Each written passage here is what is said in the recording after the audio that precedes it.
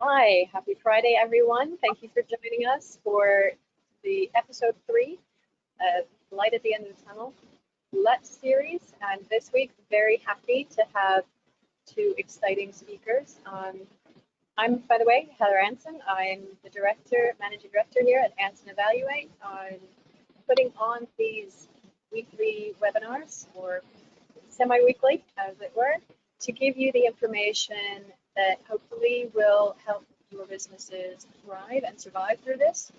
The topic this week, of course, is about cybersecurity and phishing, and I will shortly be turning it over to Laura and Lisa, who are the experts in this area and will help.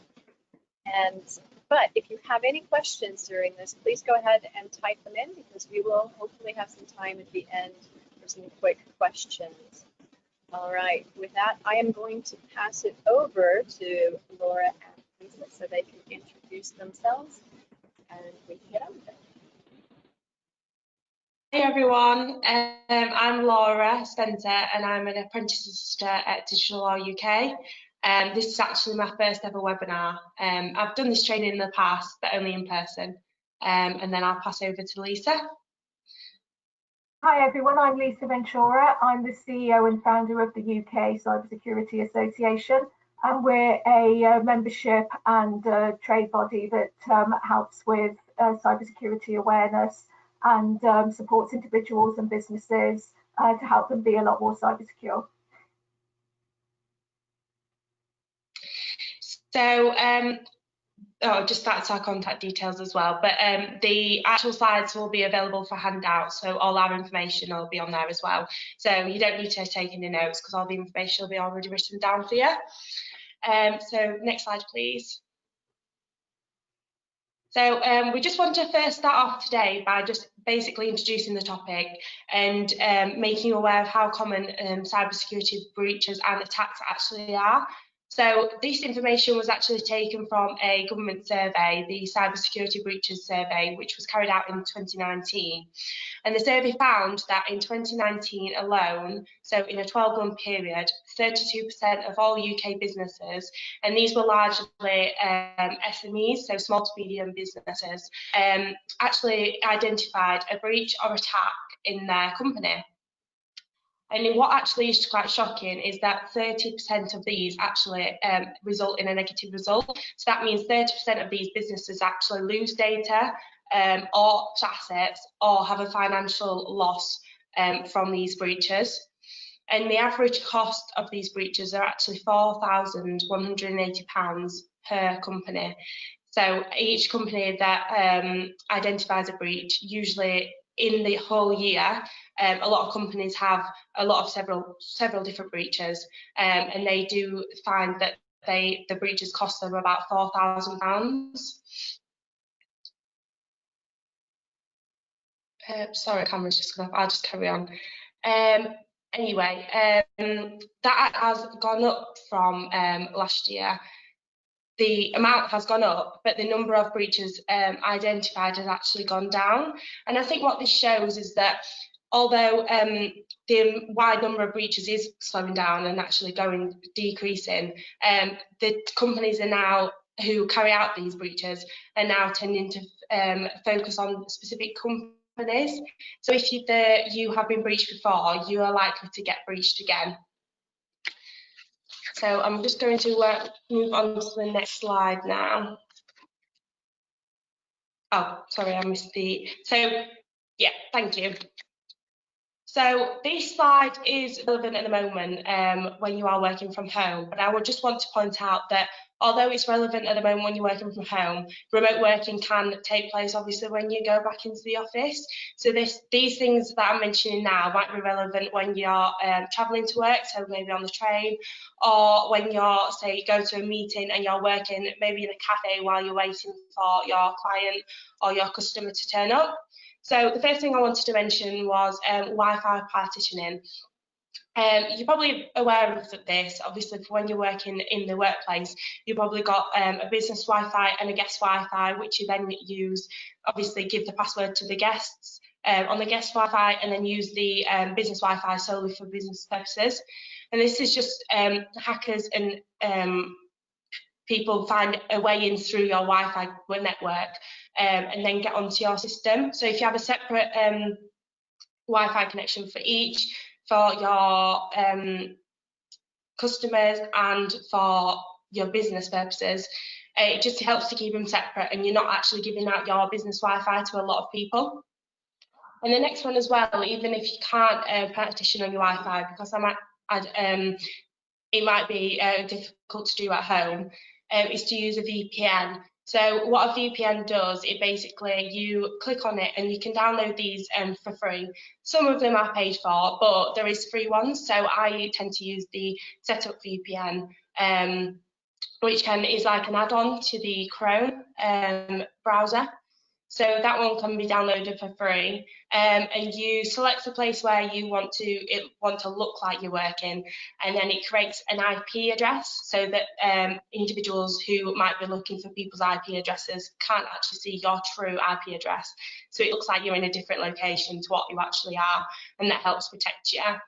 And another thing you could use is a privacy screen. So we have these on the work phones and things like that in the office. And basically, when you hold the phone up in front of you, you'll be able to see the what is on the screen. However, when you move it to the side, you can't.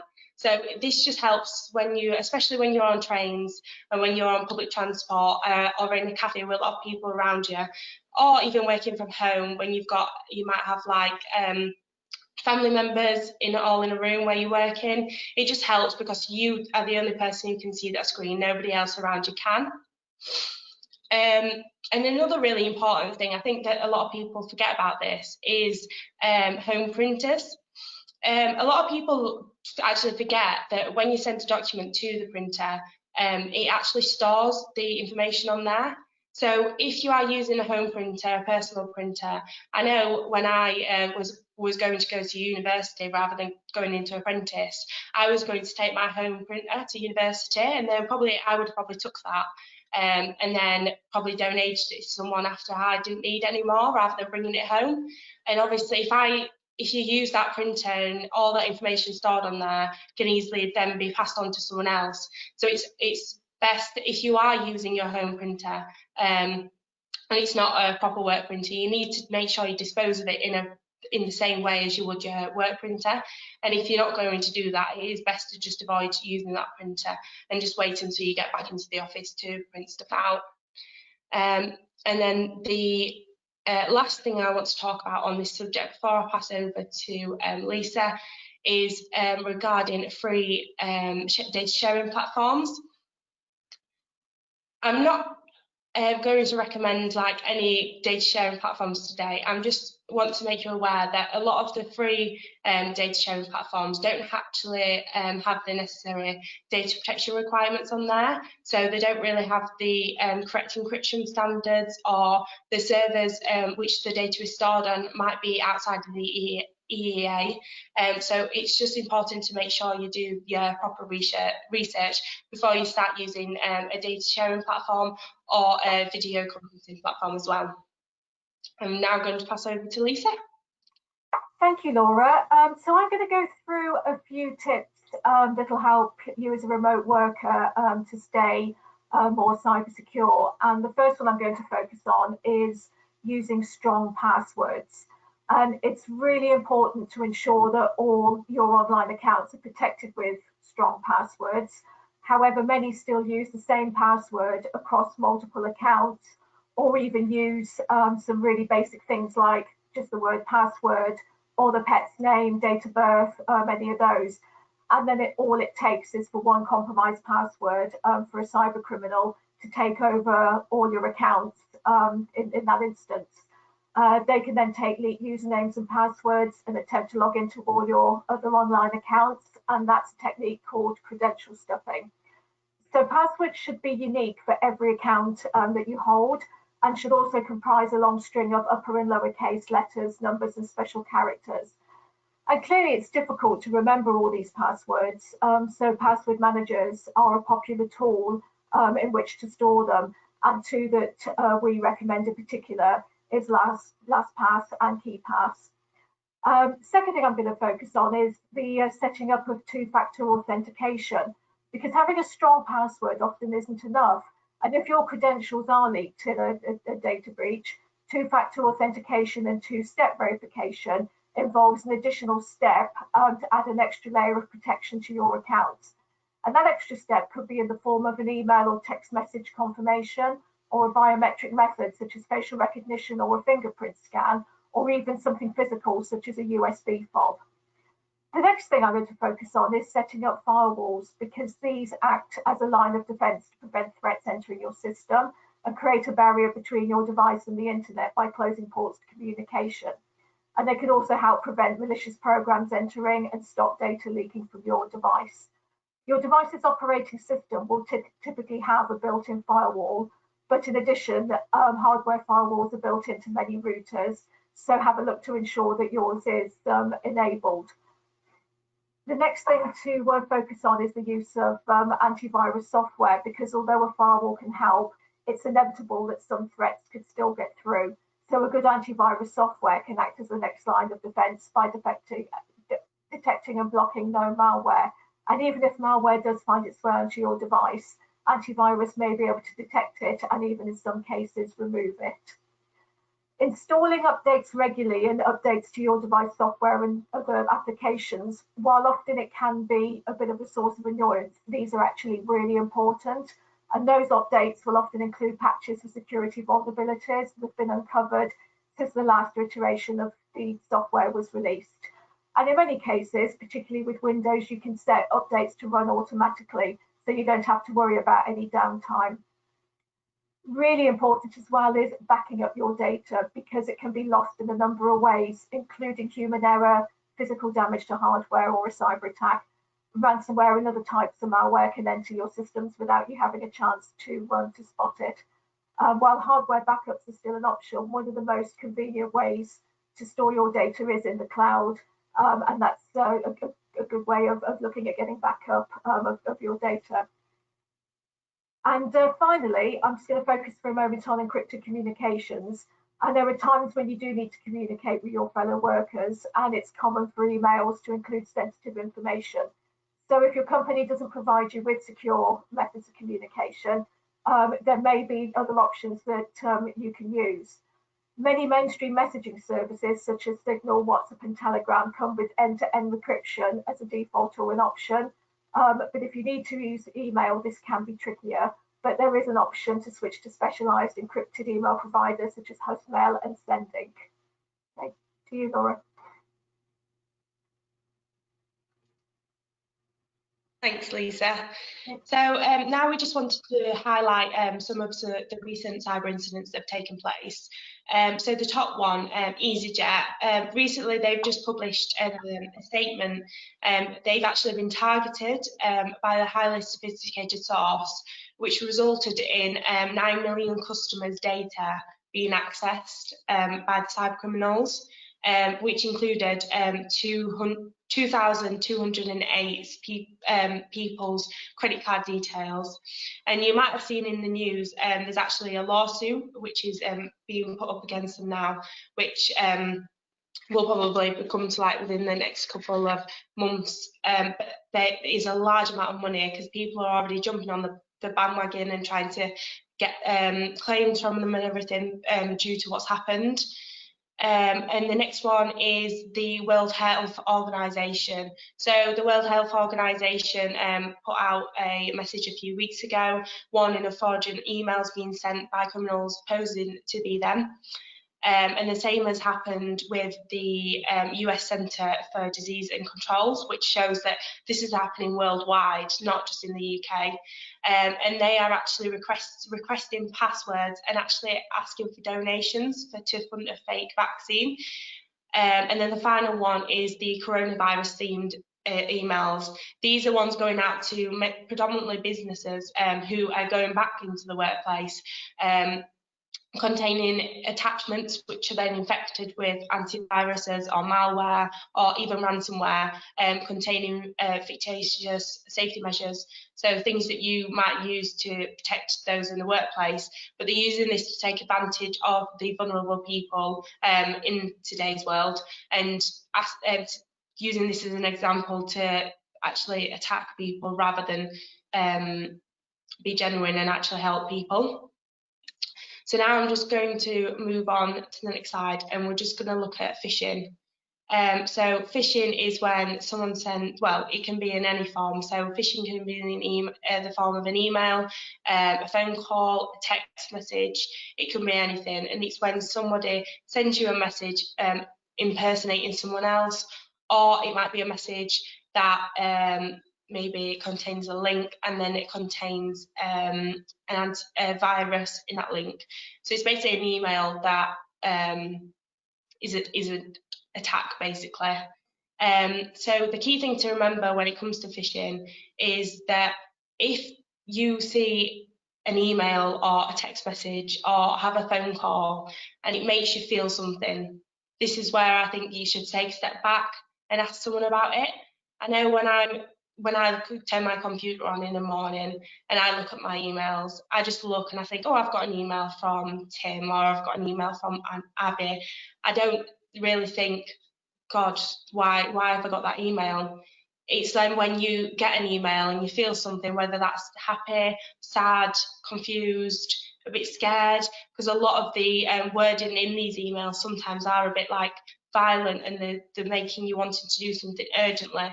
So if you do feel something when you see an email or a message or have a phone call, that's when you to take a step back and ask somebody. And I think it's really important to make sure that in a workplace we do make sure that people are not scared to ask people about it. Because I know when I first started working at digital law, not that anybody made me feel scared, but if I did see an email or there was an issue where I thought, I'm not sure if this is genuine, I'd be sometimes a little bit scared to ask a question because I thought it was a silly question.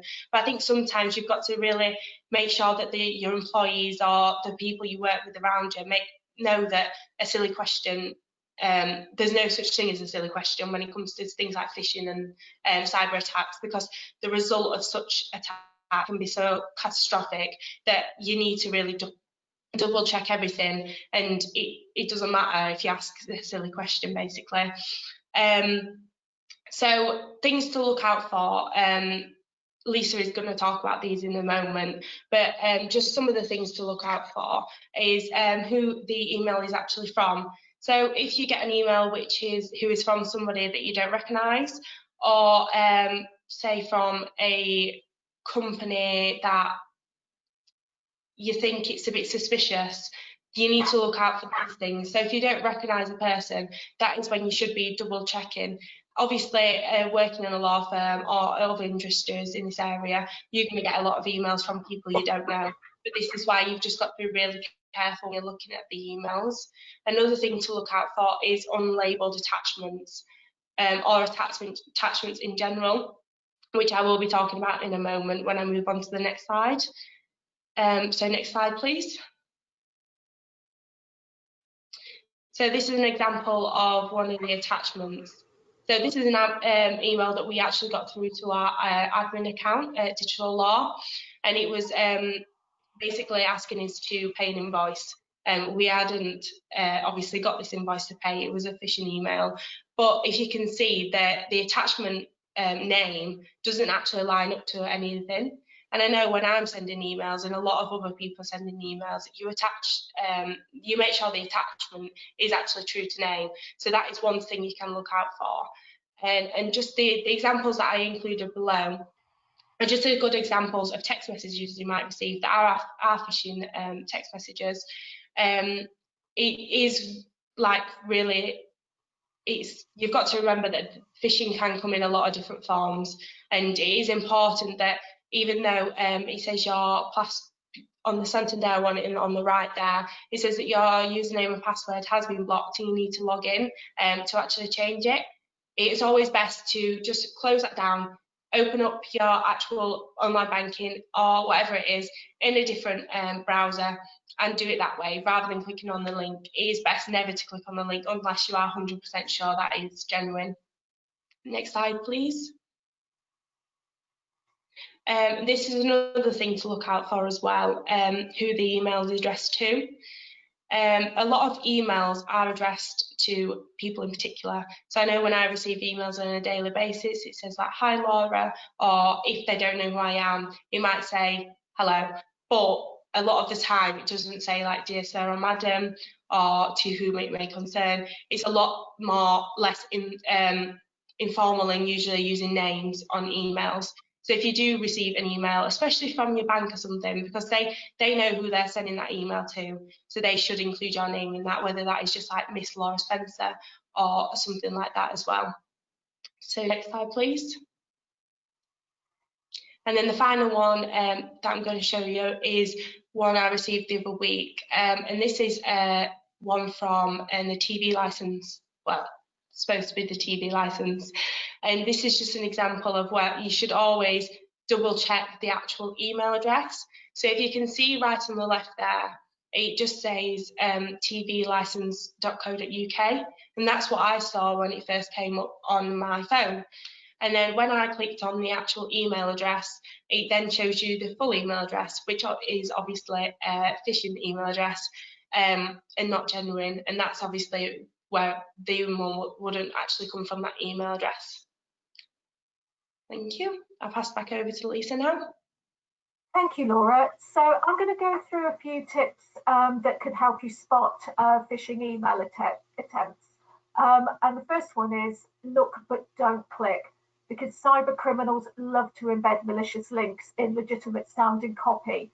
So hover your mouse over any links you find embedded in the body of the email.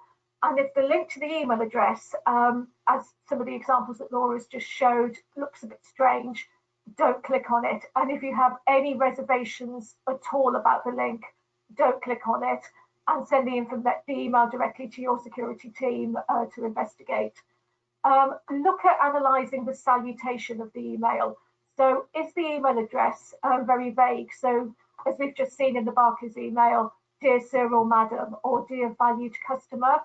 If so, watch out for this, because legitimate businesses will always often use a personal salutation with your first name and last name. Don't give up your personal or company confidential information. Most organisations will never ask for personal credentials via email, especially banks. And most companies will have policies in place that will prevent external communication of business IP. So stop yourself from revealing any confidential information over email, especially if you're not certain about the email in question. And also look at any urgent or threatening language in the subject line. So invoking a sense of urgency or fear is a common phishing tactic. So be aware of subject lines that claim your account has been suspended, or that ask you to action an urgent payment request, as chances are those are phishing email attempts. Look at the email signature and review it, because lack of details about the signer or how you can contact a company will often strongly suggest that it's a phishing email, because legitimate businesses will always provide contact details. So check for those in the emails. Thank you, Laura.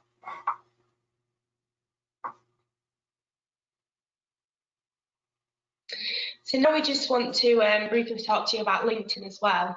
So just like you can get a phishing email or phishing message, you've probably seen on like LinkedIn, on Facebook and things like that, there is a lot of fake profiles, and a lot of these fake profiles are there just to spam people and just to get personal data from them, or even just gain information about a company. So one thing to do is look out for spam profiles. So there's some very common names for the profiles. I can't remember them off the top of my head, unfortunately. But a good way to find somebody, if you do receive a LinkedIn connection and you don't actually personally know them or recognise them, but you really think, oh, that would be a really good connection for the future, maybe if you've got an upcoming webinar and you maybe want to get in touch with them and talk about some advice with them, or you're interested in what they post, do an image search on their profile picture. That often comes up, and you get a lot of information from that. So you might do an image search on a profile picture. I know Peter, my managing manager, he did that in the past, and this person said they were a managing director of a company, and they ended up being an estate agent in South Africa. It just shows that people, and this picture was largely used all over the internet for loads of different accounts, and it just shows you that there is a lot of spam profiles out there. So one thing to do is only accept connections from people you know or recognise. So it's okay to connect with people you might have seen at an event but not personally spoke to, but as long as you know they are a genuine person. Another thing as well is initialise your surname, and never use your work address or work email address for LinkedIn. So if you do use your work email address, make sure it is hidden. So you can actually choose whether people can see your email address or not. So if you do use that, just make sure it is hidden, because people can then use that to send you like phishing emails or gain information about your company. Another one as well is to make sure your connections are visible, so people can't see who you're connecting with, because they might then be able to see like the inner connections in your company, etc. Another thing is to not discuss internal or controls or systems. So a lot of what people use LinkedIn for is to, when it comes to phishing and cyber security and things like that, is to gain surveillance on your company and gain information about it. So if they see that you're using a specific antivirus software or a specific case management system for in your company, they then might be able to tailor their attack to suit that. So they'll be able to get into your systems easier. So it's best to not discuss things like that on social media at all. And another thing is not to discuss work over LinkedIn Messenger. LinkedIn Messenger obviously doesn't have the correct data protection or cybersecurity protections on there, like encryption and things like that. So it is best to get them conversations off LinkedIn and straight into email before it goes any further. Next slide. Okay, thank you, Laura. So I'm going to go through a few things that will hopefully help you to spot LinkedIn scams. They can often be difficult to spot because the emails typically look like authentic ones from LinkedIn, but there are several ways that you can figure out if it's a scam or not. So if you get an email pretending to be from LinkedIn, look at the email address of the sender and avoid anything that's with a non-LinkedIn domain. Hover over each hyperlink in the email to see the linked URL. And if it's not to a LinkedIn web page, it's all likely to be a scam. If you're uncertain about the validity of the email, log into your LinkedIn account, because if the email is real, you'll have the same notice in your message folder in LinkedIn. Any email asking for personal information beyond your email address is likely to be a spam email. If you ever forget the password for your LinkedIn account, you'll receive an email only asking you to enter your email address and receive a link to reset your password. Any other emails that ask for additional information, such as email addresses, passwords, bank account numbers, and so on, are likely to be spam emails. Any email that asks you to install software or open an attachment is also likely to be scam. And also, if it contains bad spelling or grammar, that's another precursor to it being a scam email. And authentic ones will always have a security footer at the bottom of every one that says this email was intended for your name, your current job, your company. And while the footer is not a guarantee, if it's not present, don't click any links into it. So always look for things like, is it from a fake member or request for personal information, any attachments that don't look right, and for any incorrect spelling or grammar. Thank you, Laura. Next slide. Okay, so if you are scammed by LinkedIn and you believe you've been scammed, you should look at doing the following. So send a suspicious email that you've received to phishing@linkedin.com. Delete the email from your account immediately without opening it. And if you did click on any links in the email, run your antivirus and spyware software to find and remove any cookies or malicious software that it may have installed. If you gave out any personal information by mistake, such as a password or bank account number, make sure to reset your password and contact your bank to report it to fully secure your account. Thank you, Laura. And if you need to report a scam email or a phishing email that you've received, there's a variety of bodies that you can do this through. Action Fraud is the main one, followed by the FCA and the Reporting Suspicious Emails and Websites, part of the gov.uk website, and also the National Cyber Security Centre. Okay.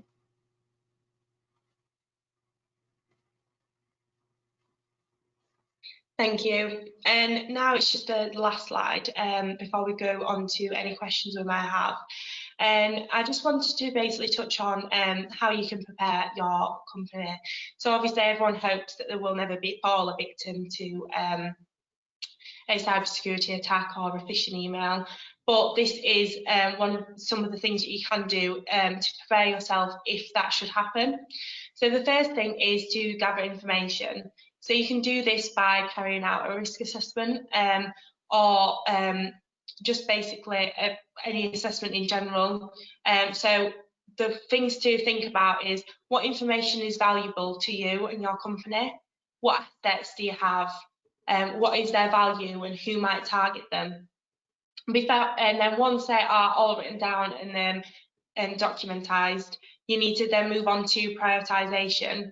So this is where you start looking at the risks and start thinking which are the biggest risks that I need to focus on right now, and which are the risks that I can work on in the future. They are not urgent. If a breach or attack happened to those type of risks, it won't affect the company that much. You need to start focusing on the big ones first, because obviously you can't do everything at once, and some of these risks, to fight the risks, might cost a lot of money, so you need to prioritise.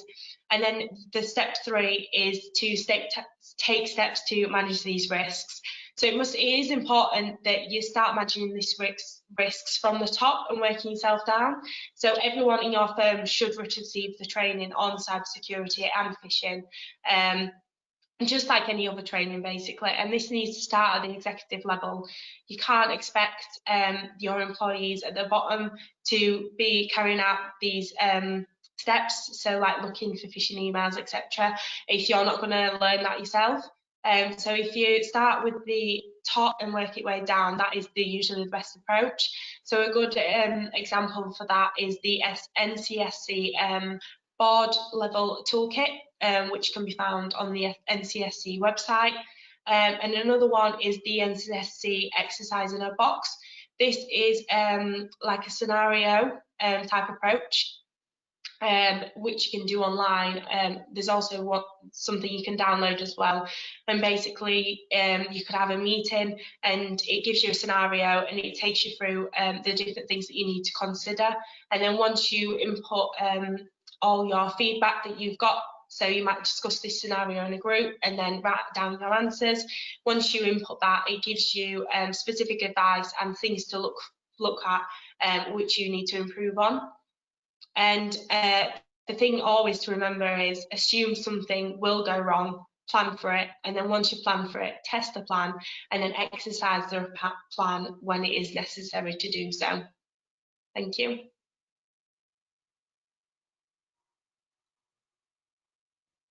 Right, so I'm back now. Hi. We've had a question that will go back to the question on printers. Laura, you talked about not using home printers and the fact that they store data. And maybe Lisa or Laura can answer this. Is it possible to erase that data from a home computer? If you have to use a home printer, is it possible to erase that data?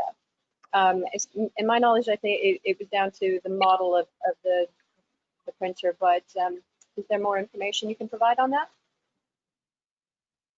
So I'll start this off and then I might pass over to Lisa if she's got anything else to add. I know my my manager, Peter, has actually spoken to people at HP about this before, and that is one of the brands which don't tend to store the data, if I am correct in thinking that. Am I correct, Heather? Yes, there are certain computers that printers that are set up not to do that. Yeah, so you can look into that and you ask different brands, and some printers are set up to not store the data. I'm not completely sure if you can go back and erase that data, but my recommendation would always be, if you are using that for business purposes and sending client information to that, you should always dispose of it in the correct way when it comes to the end of its use. Okay. Lisa, did you have anything to add on that one? No, that's pretty much what I would have added as well on the printer side. We get this a lot, and printers are in the last few years have been a new one that have been added to the list of things that you shouldn't donate without making sure that you can do so safely, and a lot of times you won't be able to do so safely. We have laptops. A lot of times people want to donate laptops, and that's great, but we say whether it's a laptop or a desktop computer, you take that hard drive out before you donate it. And even if you think you can erase the hard drive, probably best to just take it out. It's actually not very expensive to buy a hard drive, believe it or not. It's all of the stuff around it that's the more expensive bit. So we always recommend that. And if there's a way to remove the memory chip from a printer and donate it safely, great. If not, then definitely not. Just because this is something that Anson Evaluate does a lot of work on, and we work a lot with digital law and Annie, I just thought I'd give a few examples of things that we've run across in our work when we evaluate people with cyber issues and to help them relate to it, that people say sometimes, oh, it's just common sense. We get that a lot. Oh, it's just common sense. And it's, some people may be watching this and think that's pretty basic what you're giving us, but if it were that easy, it wouldn't be happening. And one of my best examples of an phishing email that was caught, and the way it was caught was not common sense at all, but very unique to the person, was a law firm. And it told us the secretary had caught one of those emails that was trying to get them to change the account number for a conveyancing, on a conveyancing situation. And she said, I knew it wasn't from my boss. Her boss was the solicitor handling the case.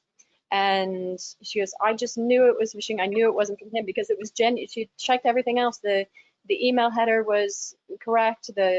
All of the information in the email was correct. It looked right. And said, well, how did you know then? She goes, he said please in the email. He says, I've worked for him for 20 years. He's never said please or thank you to me in person, let alone in an email. So I knew it couldn't have been from him. And so they are very, very clever.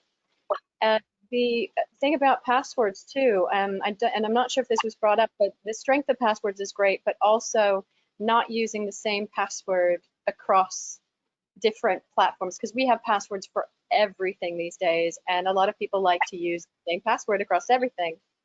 But that's something that we call daisy chaining, which is like making that link. So with all a attacker has to do is find that email on one vulnerable site, and then they will chase you around the internet and try and see if you've used that password elsewhere. So daisy chaining is very, very popular. It's also still surprisingly popular, the password or password 123. And it wasn't you, Laura, but it was somebody else who worked with me on an audit. And I had said this to you. I always say this to you guys. You'd be amazed how many times I try and get people to tell me their password when I'm doing these audits. They should never tell me their password, but I trick them into telling me my password, their passwords, and to test to see who they give the password to. And the more surprising thing to this person who'd come along was not that they gave me their password, because I said, I'm just good at that. That's my job, which is like these cyber criminals. It's their job to give you the password, to get your password, to get these things. what they were surprised at is 2 of the people we interviewed that day that gave me their password was either password or password123. And they turned to me and said, I thought you were joking when you said people did that. I said, no, it happens all the time. You'd be surprised at how many people in your organization are actually using password or password123. But also, let's see, you'd mentioned LinkedIn. That is something we're getting targeted a lot. Digital Law, the managing director, Peter, as you said, gets a lot of attention on LinkedIn and people wanting to connect with him. And he's found quite a few times the false profiles, and taking that, something as simple as taking their photo and putting it into an image search is really, really powerful. And people use fake photos to trick you into things all the time. And it's a simple way to do that.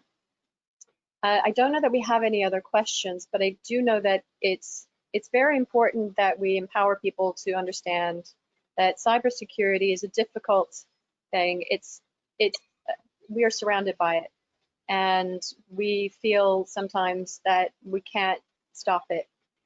We can do our best, but as Laura said, just be prepared, because it's sometimes not if it'll happen, but when, and not to be ashamed by the fact that you've been caught up, because these are professional scammers. They are so good at this, and you're not, if you've clicked on that email and you've been, and something's happened, don't feel like you are the biggest idiot in the world or that you've done something wrong. You've just been tricked by somebody who is incredibly smart at this. Also, as a boss, I would highly recommend that you be very direct with your staff and saying, please come to me, and not to get angry at them if something like that happened, not to blame them for that, because they're humans. It is your job as the boss, as the manager, as the person in control, to make sure they have this training or some training, and that to know that they're going to be susceptible to this and it happens, and to be prepared for it. You can get the tools, that toolkit that we've attached as a handout on this, a really good handout for if you are running a team to go through and to get your boards to run through. So these tools are here, and mentioning tools, this webinar is recorded and will be made available. We've had a couple of people specifically ask it be emailed to them, and we will do that, but it will also be up on our website. Please share it. This is a very important topic. Any last words from our panelists before we sign off? I think it's just really important what you said as well. Like, I know being younger in the workplace, and sometimes you do feel like you're scared to admit that you've clicked on a link or opened an attachment. But the sooner that you do say, look, I've really made this mistake, we need to sort this out, the better. Because explaining what you've done and being honest as you can in that situation is really important. If you do leave things out and say, oh, I opened this email, but I didn't click on the link, or I didn't open the attachment, that's just going to make things worse for the company, and that's going to cause more loss for them in going down the line. So it is really important just to be really, really honest about these things. What did Peter do? You said in the beginning you were worried about asking things, because you're young and because this was a new situation. What did Peter or the company do to make you feel comfortable, and what would you say advice to managers that made you feel comfortable to share that information? I think the main thing was receiving this type of training and making me aware that the risks and like how to identify these things and how easy it is to make that mistake. And I think if people like me or other people in the workplace know it is so easy to fall for one of these phishing attacks, and it's so easy to click on that link or download that attachment and then possibly lose data for your company, it does make you feel better about it. And if I did click on the link now, I would easily just go to Peter or Heather or anyone who I work with and just say, look, I've really done this. And it does, talking about it and having that training when you first start and ongoing throughout your career as well, and with the company, it actually does really help to put you at ease a little bit as well. Great. And Lisa? Can I describe the TV license email that you showed as an example? I had that, and even I had to do a double take on it and think, is my license up for renewal? What time of year is it? And the fact that I actually thought, no, it's not up until another month or so's time. So this thing of a week, just deleted it straight away. So even the most seasoned, hardened of experts, they're getting so sophisticated in getting these emails out. It's just so easy to do. So that was just a classic example where I had to stop and think for a minute, is this genuine? Do I really need to do something about my TV license? Which I didn't, and it was a scam email. So yeah, always check. Good. So I think the bottom line is we need to be aware, we need to know these things are happening and constantly educate ourselves. The tech can only do so much. It's great that companies are looking at the tech and making sure they are investing in the tech, but maybe they aren't so aware of it. So we need to work from all sides. We need to work from the employer side, we need to work from the employee side, and everyone be a part of the solution. Okay, great. Thank you very much, everyone, for attending, and thank you so much to my panel. And I believe we might be taking a break next week, but in the future, we are planning a webinar on mental health issues in the workplace, particularly now with people anxious of going back to work, and how employers can help their staff when they're coming back to work with related mental health to the coronavirus, or also general awareness around mental health issues, and also doing a webinar on business strategies, how to think about what to do with your business moving forward if you're struggling with changing how your business is going to look at the other end of this. However, what we would really like from you is to hear from those who listen to our webinars or attend our webinars. What type of information would you like from us? Because that's what we're here for. I want to provide the information to you. I don't know everything, even though sometimes I act like I do. But what I do know are a lot of very talented and very smart people who can help you. So let me know what you want, and we'll try and find that help for you. Thank you very much. And now you can go on with your Friday and have an enjoyable Friday in the sun and a great weekend. Thank you very much. Bye. Thank you. Bye. Bye.